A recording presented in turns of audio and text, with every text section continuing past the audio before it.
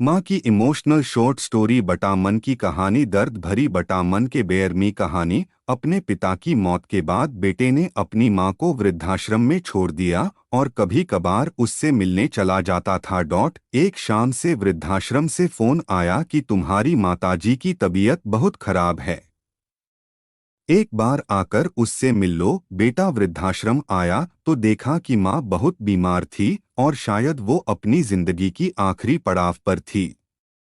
बेटे ने पूछा, माँ मैं आपके लिए क्या कर सकता हूँ? माँ ने एक गहरी सांस ली और जवाब दिया, बेटा मेहरबानी करके वृद्धाश्रम में कुछ पंखे लगवा देना और हो सके तो यहाँ एक फ्रिज भी रखवा देना ताकि यहाँ के लोगों का खाना खराब ना हो, इसलिए कि यहाँ कई बार मुझे बिना खाए ही सोना पड़ा है। बेटे ने आश्चर्यचकित होकर पूछा, आप तो इस आश्रम में लंबे समय तक रही, लेकिन मुझे ये शिकायतें पहले कभी नहीं की, और आज जब आप ये दुनिया छोड़कर जा रही हो तो इस आश्रम के लिए इतना प्रेम क्यों?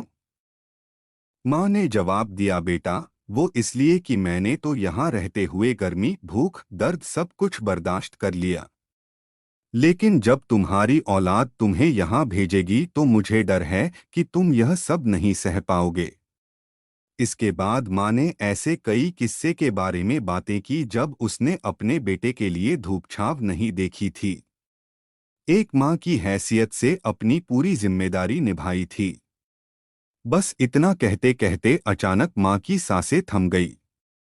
बेटे की आंखों में आंसू थे और हाथ में अपनी माँ का हाथ। बस अब सब कुछ खत्म हो गया। उसके पास अब कुछ बचा नहीं था।